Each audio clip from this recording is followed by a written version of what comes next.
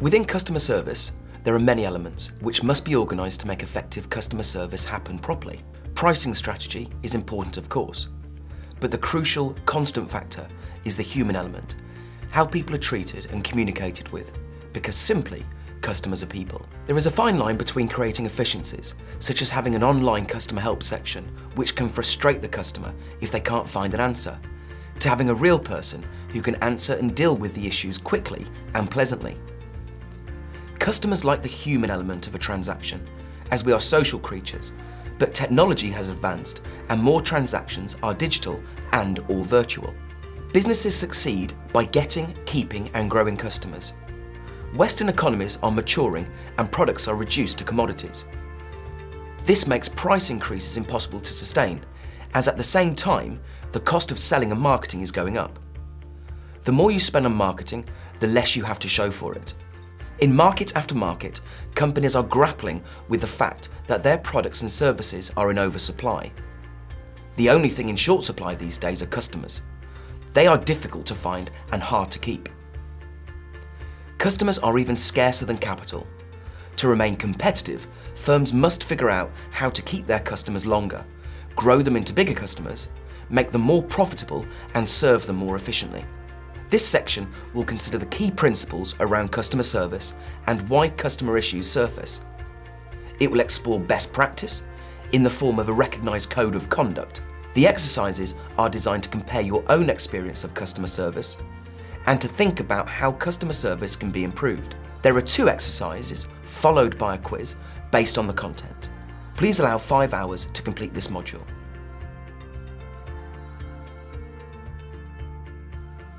Number 1, to understand how a business functions, with customer services forming an integral part of the overall service provision.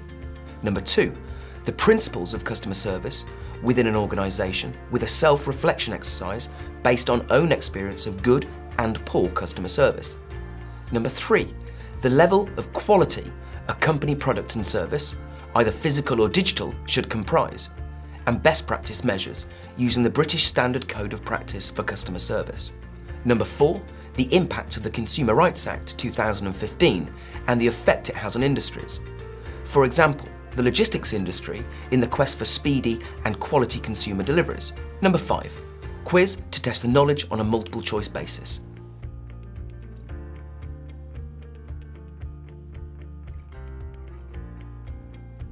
Policies and procedures provide the framework within which an organisation operates. They define what your organisation does and how you do it. Clear policies and procedures support effective decision-making and delegation because they provide guidelines on what people can and cannot do. Also, what decisions they can make and what activities are appropriate. A clear policy framework means there will be fewer misunderstandings or debates about what to do in particular situations. There'll be transparency and consistency in the way you operate as an organisation and make decisions. The policies and procedures your organisation needs will depend on a number of factors, such as the type of work you do and the size of your organisation. In addition to customer processes and procedures, there are policies which cover areas such as HR, health and safety, food hygiene and data protection, which we'll explore later in this module. In line with company policy, an employee needs to treat the customer as they have been trained to do so, using their product knowledge and expertise to deliver the best suited service to the customer's individual needs. Company guidelines exist for a reason. They help employees to handle specific situations. It is important that this is covered in induction, training and corporate communications. Your own customer experience. For customers, the quality of customer service determines whether to buy and particularly whether not to remain a customer. However, in many organisations, customer service is one of the most challenging and neglected areas of management, including those with modern call centres. As an example, if a company invests in new customer database technology, but not in the service training to use it, then this could result in lower sales and lower profits. Think for a moment how you yourself behave as a customer. You can perhaps think of an occasion when poor customer service or an unhappy exchange with a customer service representative has driven you to leave a supplier. Even if the quality and value of the product or service itself is broadly satisfactory. Think about when you receive customer service. What are your expectations? Pause the video whilst you write down your answers.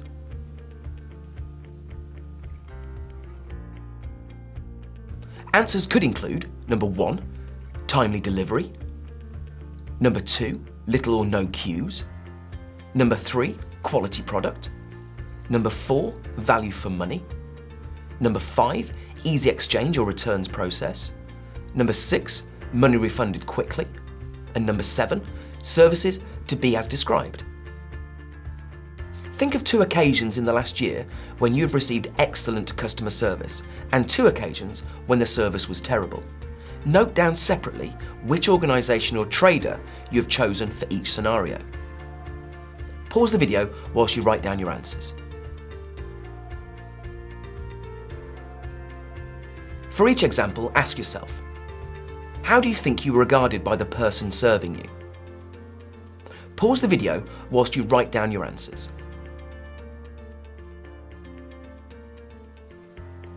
How did you feel about the service you received? Pause the video whilst you write down your answers.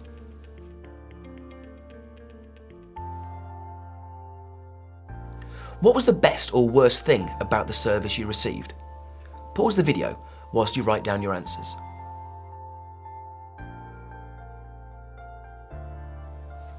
How likely are you to use that organisation again? Pause the video whilst you write down your answers.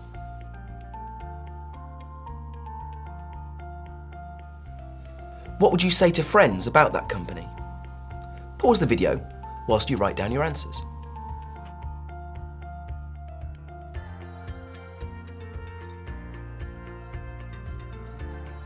The significance of customer service eludes many senior executives, let alone the methods of establishing and managing customer service standards and quality.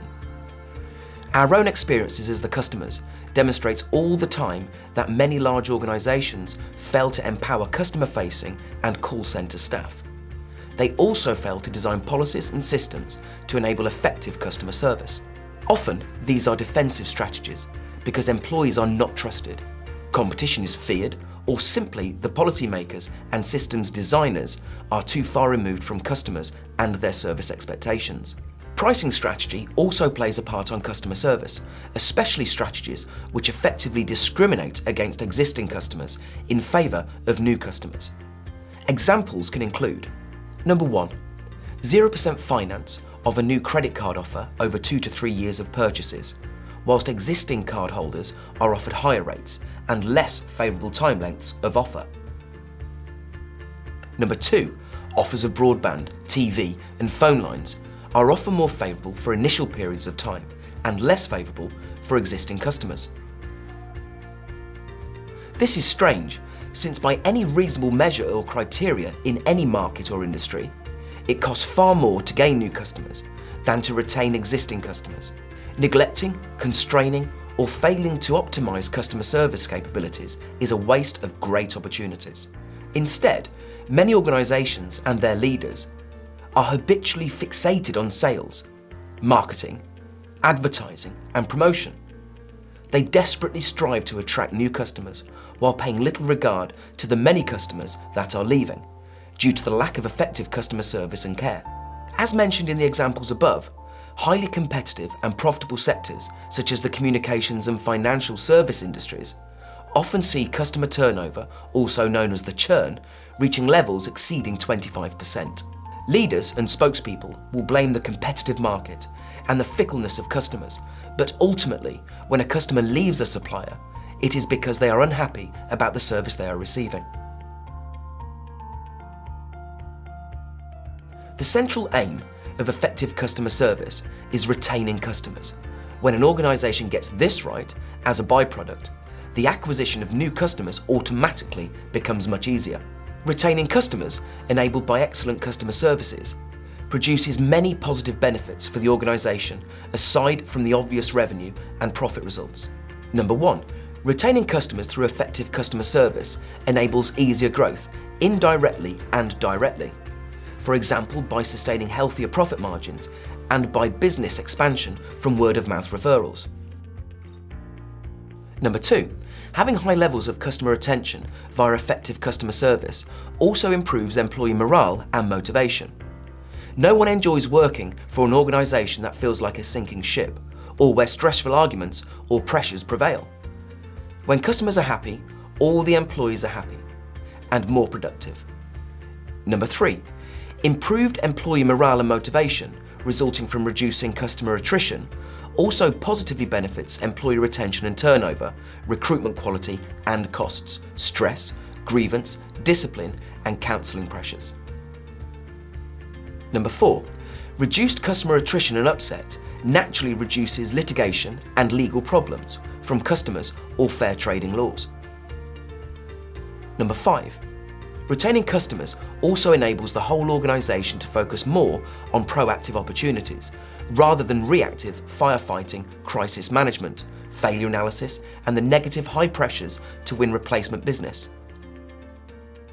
Number 6, having a culture of delighting and retaining customers fuels positive publicity and reputation in the media, and increasingly on the web in blogs and forums. The converse applies, of course, when nowadays just one disgruntled customer and a reasonable network of web friends can easily cause a significant public relations headache. Number 7, time pressures and the hassle factor combine to create huge inertia in people's decision making, which means although they might complain more, they have less inclination to actually change suppliers because of the time and inconvenience of doing so. There are arguably some exceptions in fast-changing sectors, but largely inertia tends to make it more likely for customers to stay than go. Most people prefer not to change suppliers, which means that retaining customers should actually be easy. If only organisations would attend to these basic customer service principles and keep customers happy. In short, customers largely don't usually leave unless they are upset enough to do so. Consider also that the main factor in keeping a customer, even if the situation appears inevitable, often comes down to a simple apology or update. This is a minimal investment compared to the huge costs of acquiring a new customer. It is then easy to see that the cost of gaining a customer can be considerably more than retaining a customer. And yet, from the customer's view, many organisations seem unaware or dismissive of the need to prioritise great customer service above many other, perhaps more exciting or fashionable initiatives, typically related to sales, marketing, advertising, technology, or the web. These high-profile customer acquisition activities, plus systems, policies, procedures and training, all play a major role in running a high-quality organisation. The glue which holds it all together for the customer, and often the only thing that really matters to the customer, is the quality of customer service that the customer feels and experiences. Employees, if encouraged and enabled, perform another critical customer service function of giving feedback and suggestions to improve customer service systems, policies, processes, and technology.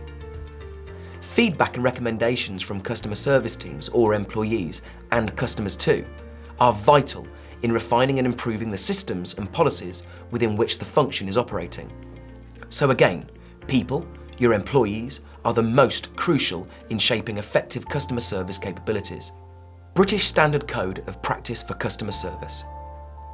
The British Standard Code of Practice for Customer Service was published by the British Standards Institute, the BSI, and became effective on the 16th of April 2007 under the authority of the BSI Technical Committee, responsible for relationship management systems.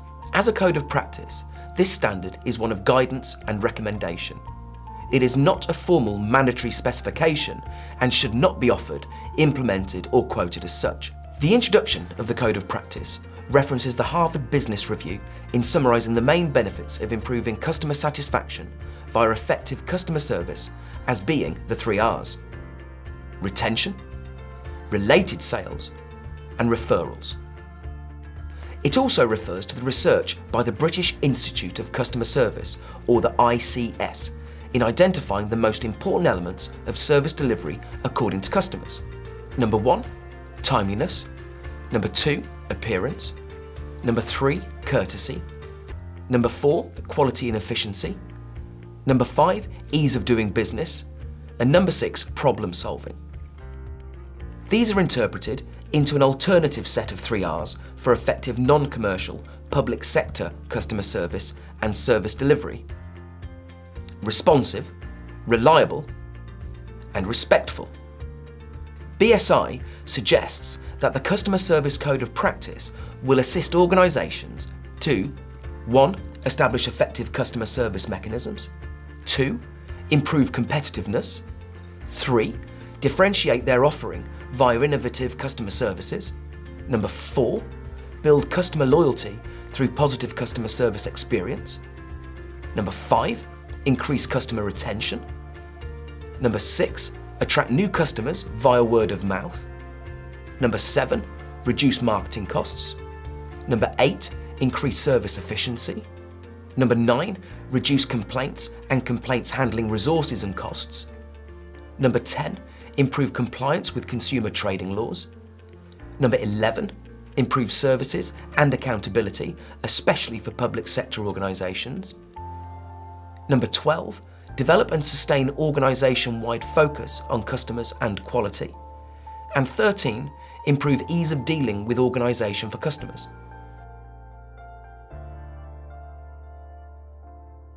Proactivity and anticipation are identified as crucial underpinning factors in working with the Code of Practice.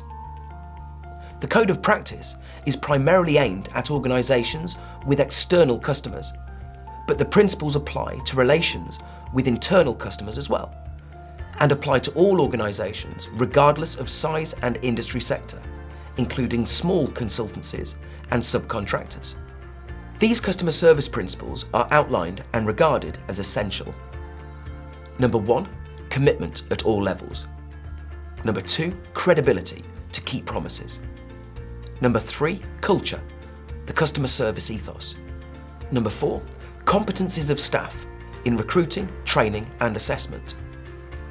5. Responsibility, clear and supported with suitable authority, with at least one person responsible for customer problems. 6. Resources, adequate for effectiveness. 7. Identification and management of all customer service issues. 8. Quality of customer service, relevant input and review. 9. Feedback, enables for customers and employees. 10. Continual improvement to meet or exceed customer expectations. 11. Internal customers, establish concept and communications. The Code of Practice outlines the implementation obligations for each main group of workers, critically within which is the appointment of a dedicated customer service manager. 1. Top management. Establish resources, responsibilities, processes, reporting, empowerment and culture.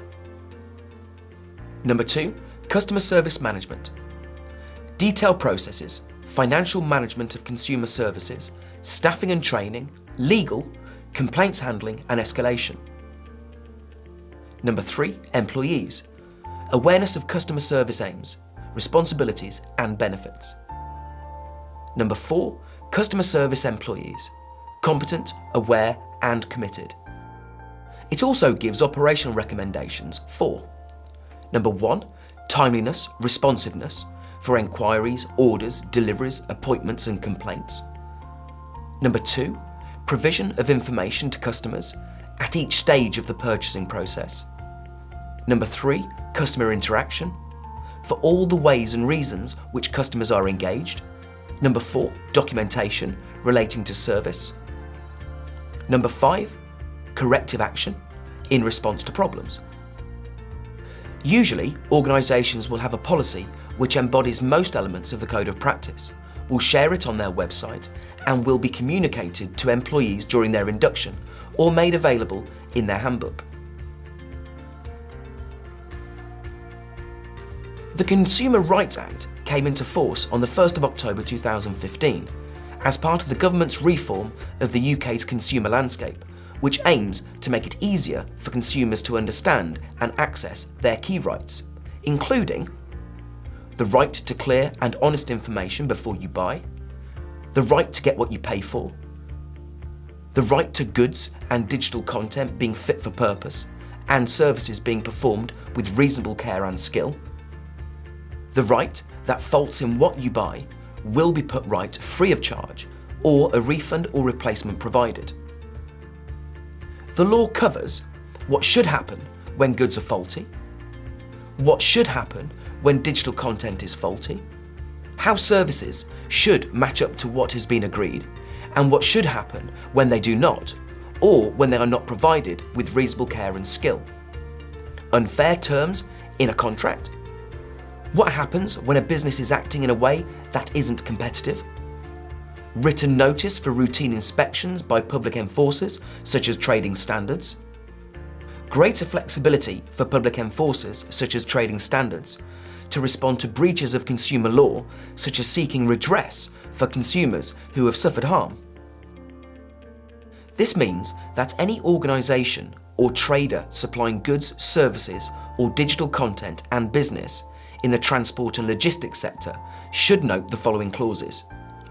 Contractual status of information.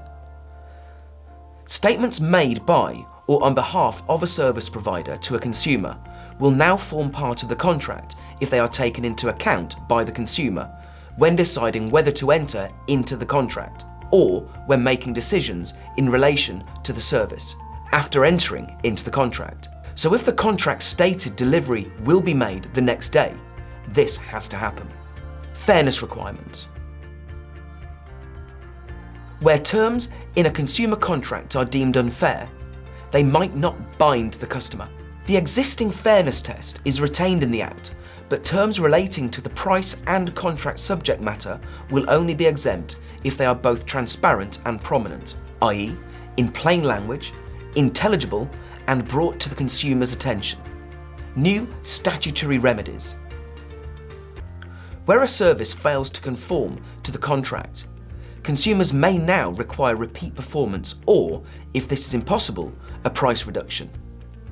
As an example, businesses in the transport and logistics sector must ensure that the terms and conditions set out on website and in other marketing material comply with the Act, and that both staff and third-party agents are aware of the new rights and remedies available to consumers. This has a huge impact on companies involved in transporting goods to customers.